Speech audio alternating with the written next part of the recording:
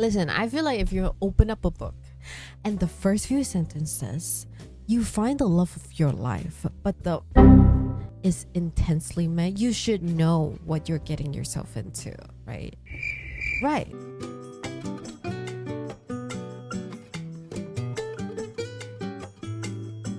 This is another Ali Hazelwood book. Girl be writing books about people that I don't know. You know, stamp romance. I'm talking about science, technology, engineering, and mathematics. And she also talks about vampires and werewolves. Besides that, okay, besides they gotta be into stamp or vampires or werewolves, they also have to be incredibly hot. You know, they have to be hot off the hook. You can't be like, The more I look at them, the hotter they get. and on top of that, they have to be tall, they have to be smart. They're kind, they have self-reflection. Used to hate reading sports romance because I feel like they're not very relatable, but to be honest, most romance books are barely relatable. I'm actually not done with the book yet. I'm further along than the chapters that I'm gonna tell you about, but I want you with me for the ride. We start with brunch at 11:15 in the morning. It's Scarlett Vandermeer. I hope I'm saying her name right. 21st birthday. You know we gotta make it big. Do it big for 21st birthday. So they went for brunch and the entire diving team is there. Well, if you must know, it's not just your normal diving team, okay? They are the Stanford diving team. Penelope Ross is her captain. She's there as well. She's nice, she's charming, she got fans. Like, she dived with blue and then pink hair. She's a diver. They're divers, okay? Okay. Well, they're not diving into the ocean. They're just competitive divers in the Olympic sorts. She's nice, she's charming, she got good grades. Obviously, she has a boyfriend. She's dating this guy named Lucas. Everybody knows that they have been dating since forever. Everybody knows. So when Penelope Ross says 10th circle of hell, you find the love of your life, but the is intensely meh, everybody is shocked. What do you mean, Pen, you had too much to drink. You are talking poop right now because bum quiz Forks. I hope I'm saying his name right. I googled it and I tried. Blomqvist, Blomqvist, Blomqvist. Do we have the correct pronunciation of your name? Girl, this is the prologue and we are on last name basis, so you know how important this is. Our narrator is Scarlett Vandermeer. She and also everyone around her calls her Vandy. Vandy doesn't spend a lot of time thinking about Lucas. Full name Bumquiz, Lucas Bumquiz. I don't want to butcher his name. But if you know the pool, if you're doing this, if you're doing this, if you are doing this, you know Lucas because he has a truckloads of medals, maybe even world records. Scarlett closes her eyes to picture Lucas. Also, I feel like this is a little inappropriate. What are we thinking about our captain's boyfriend? But let's continue. Black Speedos, tattoos, of course. Short, choppy brown hair, duh. Unless you're Ollie Crow. You simply cannot have black hair in a book. Above average wingspan, so he is obviously tall. The majestic and yet improbable build of every other Division 1 swimmer who ever lived. Girl, I didn't know. I thought that it was DI swimmer, but it's not. It's Division 1. Penn is like, yeah, it's not like he's not great. He is great, but oh my god. I just want to, you know, sometimes how do you tell a guy that you need something different? So what do they want? That is the prologue for you, and you'll find soon enough. Okay. Chapter 1. We start with therapy. On a Wednesday morning, Vandy has an appointment with Sam. Sam is her therapist who specializes in cognitive behavioral therapy. First appointment together. As soon as they see each other, Vandy's like, I think I just want to be like Sam. Why? Because Sam looks like she has everything together. Beige pantsuit, medium grip of a handshake, ageless, graceful look. She's somewhere between 40 to 70. It just looks like she has everything together. Everything is going as planned. Vandy is in therapy because of her family, of her dad specifically, and also her last dive. You will find out soon enough what happened. But of course, you don't just sit down and be like, Alright, so we ain't got time. My dad is a... they start talking about Stanford swimming and diving team. Their tagline is fear the tree. Y'all, am I too dumb? I don't know what that means. Please let me know. If you know what it is, let me know. Vandy is not just in the Stanford swimming and diving team because, girl, you cannot just be good at one thing. You gotta be good at other things too. Like the really hard things. She's in med school. Olympics is literally just my hobby. We find out that Vandy is frustrated because she's not doing so well in her German class. Vandy is someone who likes control. She wants everything to go as planned. The moment she stepped out of high school, she was like, all right, this is what's going to happen in the next 15 years. NACC and then med school, become a bone doctor, get engaged, get married, and of course, compulsory happiness. That's the plan that Vandy had. But her GPA is not looking so good right now because of classes like German, psychology, and English. And to all my ESL girlies, she is not going through the same struggles that we had. It's a different struggle, like poems. Kendrick Lamar stuff. This is the year that she's supposed to prove her athletic potential. And what do you mean athletic potential?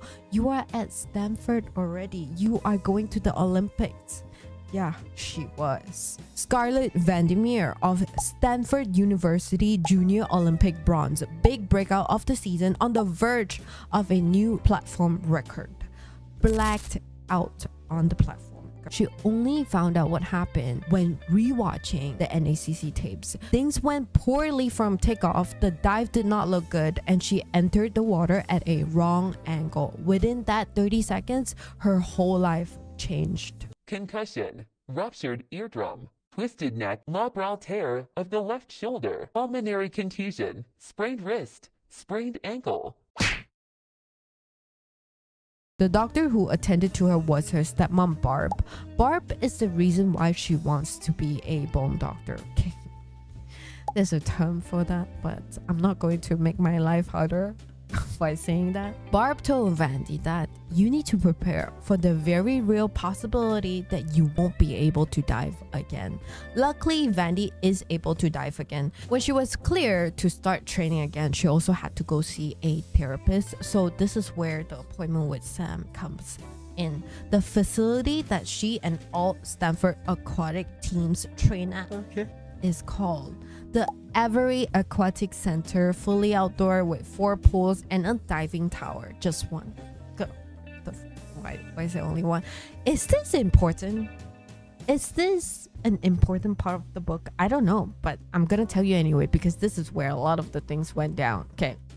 First day of training comes early in the morning. She's in, I think, the locker room. So she puts on her swimsuit, put on a tee and a shorts over it. Just like all athletes, right? When they have a TV show or something, we see them after they put on all the gears, they sit at a bench and they start really thinking about stuff, you know, like serious face. For all we know, they could be thinking, Man, I could use a sandwich after this. no, seriously, they could be thinking about sandwiches, burritos, stuff like that. But Vandy is contemplating life choices. After she's done contemplating life choices, she hears, not okay. Is that her horrible life choices haunting her in real time? No, it's not. It's actually Penelope. Vandy is standing in the hallway far enough so that Penn doesn't actually see her. Penn is crying. She's saying, not at all, not for us. The reply to Penn is much quieter, deeper, and less distressed. It's Lucas, arms crossed, a pair of goggles around his neck, and a cap dangling from his fingers. He must have just gotten out of practice because he is still dripping.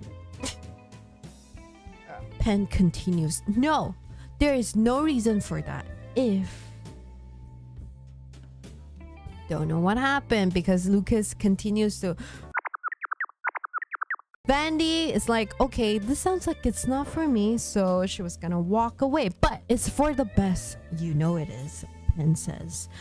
Lucas looks tense from the back and big with all that bunching of muscles and jawline. I think I wrote that wrong. How do you see jawline from the back? Pen looks really small and upset compared to Lucas, who is obviously a giant. Vandy is hypersensitive when it comes to situations like this because of her father, and she doesn't want Pen to feel helpless if she were in one of those situations, so she approaches them. When they see her, Pen is like, oh no, everything is fine, don't worry about it. And Lucas is looking at Vandy like not defensive, not annoyed or angry. He just says, everything is fine, Scarlet. Scarlet, excuse me.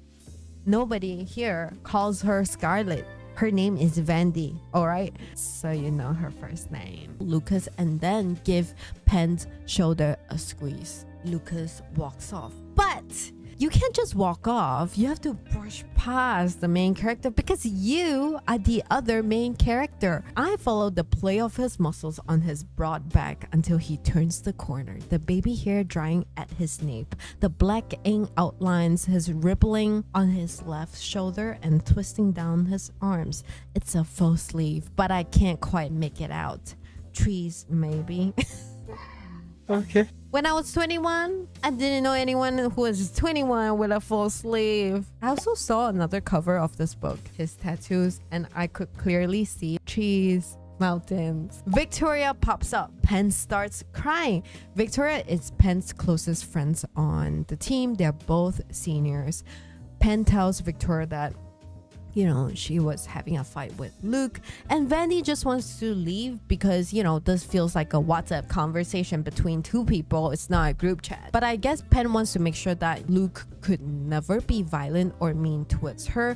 He's the best person ever, but we are just in the process of a breakup. Yes. I think this is very important to tell you because Vandy will keep bringing it up over and over again that Lucas and Pen, they actually have been together since they were specifically 15. They were each other's first, and it looks like Pen wants to go on and explore because she feels like, actually, you know what, she knows that she and Lucas are not intimately compatible. However, Victoria is very much against the idea of the breakup because she knows that it's very hard to find someone like Lucas. Lucas is smart, decent, and a hot guy who put the seat down. Pen is like, she's not happy, and if they go down this road, they are just both going to settle. I won't know what being young and free feels like, and he'll be bitter because he had to give up all that unconventional stuff like and ordering them what to do. This feels like too much information on a guy that you barely know, your captain's boyfriend. For now. Back to Vandy. She's feeling awkward because she knows too much now, but she wants to help Pen because this whole thing is obviously bothering Pen, and Pen was there for her to remind Vandy that when you have bad dive days doesn't make you a bad diver. Especially after her third surgery, Pen was there for her as well. She is just such a naturally kind and caring person. It's very hard to hate someone like Pen. I think it was like the next day or something, Vandy approaches Pen to basically tell her that she was in a similar situation with her ex, Josh. Josh was Vandy's neighbor, 7th grade bestie turned lovers. What's your opinion on like childhood lovers? Never had that. When Vandy told Josh that she was into certain things, Josh was not really a big fan of the whole conversation. They did try to figure out a middle ground. So what she likes, what he likes, what is in between. Although it didn't work out with Josh, perhaps this could be a solution for Pen and Lucas. Pen asks her, Luke wants to be in control. Is that what you want to? Or Vandy says the opposite actually. Do you know where this is going? Because if you don't, I don't know what to say. Pen is trying to understand the whole concept of why do people want to be ordered around or, you know, or this. So she asks Vandy, why would you enjoy someone else taking charge? To which Vandy says, having for once specific instructions, the stable quiet in the never-ending chaos of my brain, the satisfaction of doing something right, of being told as much, disconnecting from the rest of the world and going with the flow. She also talks about how pain and pleasure have always been mixed up in her head with all these information. Penn says, This is so 50 Shades of Vandy. Penn continues, is stupid. I love him. I really do. But I want other things too. I want to go to a party and flirt freely. I want to be hit on without feeling like I'm betraying someone. I want to have fun. I want to sleep with other people, see what that's like. You know what is very interesting is that it looks like Luke is aware of the other things that Penn wants, but he is too self-assured to feel anything as lowly as that, according to Penn. So it looks like they have talked about it. And Penn also wouldn't be jealous if Luke were to sleep with other people because, and I quote, we love each other. Honestly, even if we break up, I suspect that we will find each other in the future. We are kind of meant to be. The confidence is unheard of. Neglect. And also, I feel like as far as I'm in the book, like right now, I don't think she cares. I don't think that she wants to end up with Luke. But I could be wrong, okay? It's preseason, time for conditioning, skill refinement, takeoffs, entries, body positions, rotations, corrections, Olympian stuff. Vandy knows that her body is strong, she's healthy, but her mind despises her. She's on the platform, 10 meters, 3-story tall. Punishments are swift. Punishments are swift. Punishments are swift and merciless. Room for error, non-existent. A bad dive is not just ungainly and humiliating. A bad dive is the end of an athlete's career. A bad dive is the last dive. Vandy got in a headstand and dived. I don't know what to say. I don't know anything about diving still after reading this book. Half twist, a somersault, another handful of bubbles because minimal bubbles. That was what I learned from the Paris Olympics. So the dive that she did was good, but it's not good enough to her coach Sima. It's just not good enough. These to him are emotional dives. It's okay, kid. We got time. Go get changed. Y'all are coming over tonight. They're going to Coach Sima's house for a cookout tonight. In his party, Vandy bumps into a wall. And wall, I mean Lucas. When it comes to a Division 1 swimmer, he's not too much of a standout. Most of them are tall. Most of them are muscular. A lot of them are handsome. His proportions, broad shoulders, long arm and torso, huge hands and feet are basically an instructional drawing. That is to say, it's not because of his looks that my thoughts swirl to a halt. Then what? What are we here for? I'm just kidding. She apologizes to the wall. The wall says, no problem. They sort of just stare into each other's souls. Blue eyes, studious, focused, dialed in. But how did they get here? Why are they staring at each other? Because she actually crashed into his conversation with Mrs. Sima. He turns back around to Mrs. Sima. They obviously are talking about the Swedish Open because what else are you supposed to talk about with Lucas, right? Mrs. Sima is not a nice girly. She's not a girl's girl. And she's not that important at all, frankly. She looks down on the diving team and she thinks that they are a waste of her husband's time. Coach Sima's time. She's more fond of what Lucas does. You won all your races, didn't you? I bet your mother's so proud of you. Good like compliment, you know, coming from an evil woman. But Lucas doesn't look so happy. According to Vandy, no reply at all, but the ink on Lucas' skin shifts like he's flexing his muscles. Duh. Thanks to Vandy, she says, you know what, Lucas, I think Penn is looking for you. Penn is not looking for him. It was just an escape plan for Lucas. And Lucas was like, oh, great, I'll go look for Penn. they part ways. And this is like a Twilight scene, right? It's a little cringe, but I like it. I ate it up. But when Vandy turns around to see if Lucas had successfully escaped, his attention is once again on her. Romantic, right? But Vandy's brain's going haywire. Did Penn tell him that I'm into some unconventional stuff? Is that why he's staring at me?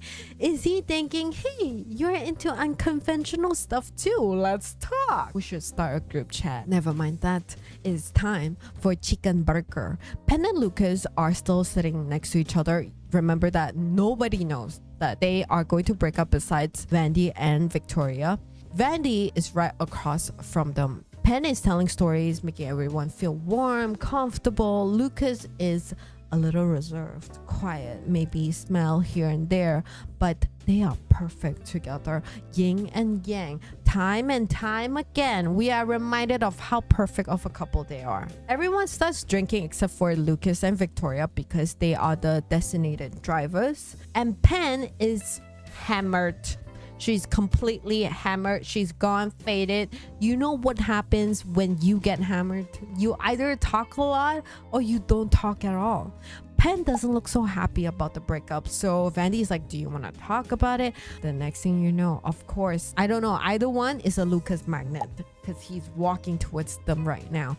Penn looks at Lucas and then looks at Vandy and asks Vandy, you have never formally met my ex-boyfriend, have you? From the looks of it, Vandy tells us that this looks messy. This sounds like a messy breakup and she wants no part of it. Just when Penn and Lucas were gonna head to the car to send Penn home, Penn suddenly stops and goes, oh my god, you guys, I just had the best idea in the forking universe. You too should do it. Lucas and Vandy are reasonably shocked because, girl, do you know what is coming out of your mouth right now? You are telling your ex to sleep with your junior just because they are both into, hey, unconventional stuff. Since Lucas is shocked, this would explain that Penn actually didn't say anything about Vandy to Lucas, that, you know, she's into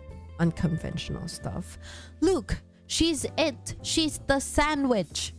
She meant, you know, sub. But Luke is not having it. He says, you and I break up, and a week later, you come to me with recommendations of who I should be forking next. And you do the same for Scarlett, out of the kindness of your heart. Part of why Penn said this was, or recommended this, was because she knows that Luke is not the type who can go on Tinder, make a profile and be like, you know, girl, I wanna tie you up tonight. No, because he obviously gets sponsorships and he's a sort of a public figure. But it's like 2025. If you want to do it, just do it. Come on, Luke. I know you think she's hot. You said so, and I see the way you look at her, Penn says. What the heck is going on? I feel like I would never. The moment, no. If that is what I witnessed, we're having a conversation. What? I think...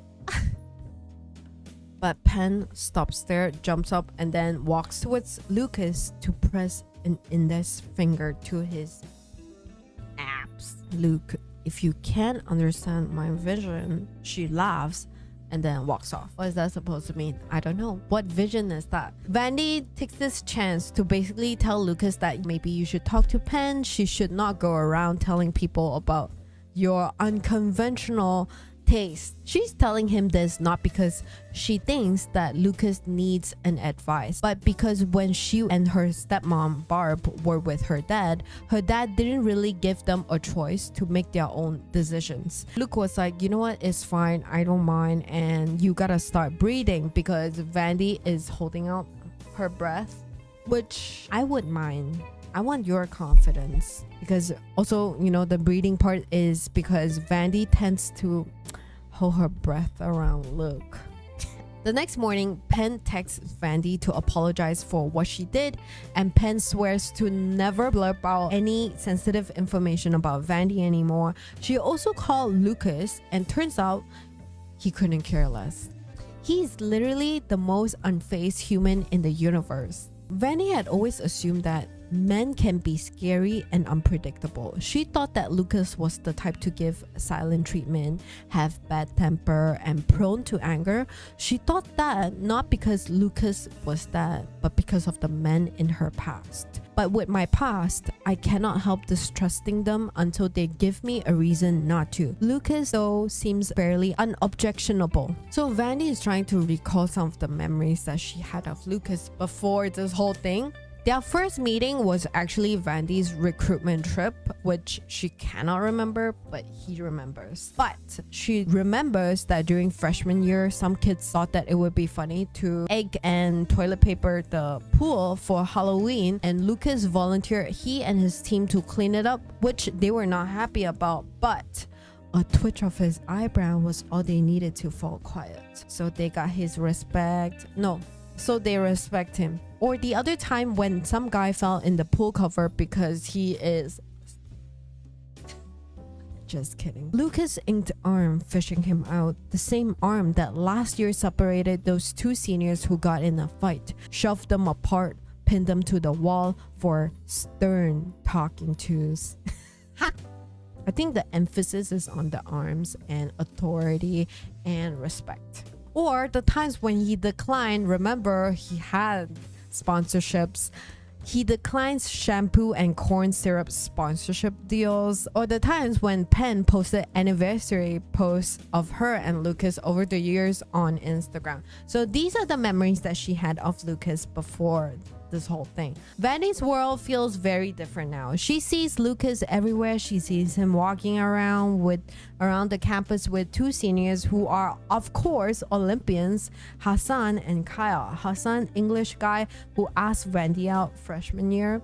Kyle, who is giving fret, but he's really good at what he does. But they do their own things and mind their own business. They are way too busy. Vandy is busy 20 hours of practice per week, classes, homework, MC, AT prep. She's about to get busier though. But after practice, Vandy changes into clean clothes and was ready to leave the pool. She swipes her ID and the locker room door just won't open.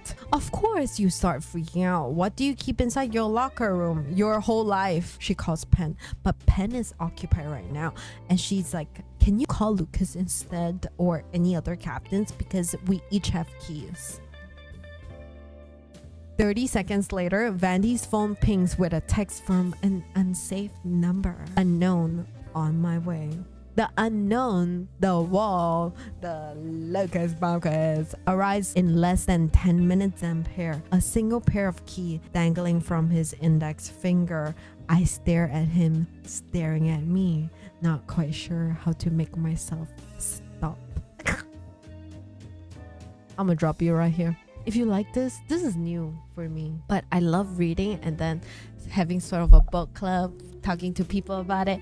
This is why I want to do this. So if you enjoy this, let me know and I'll upload like part 2. But I'm go read the book right now and I'll catch you next time.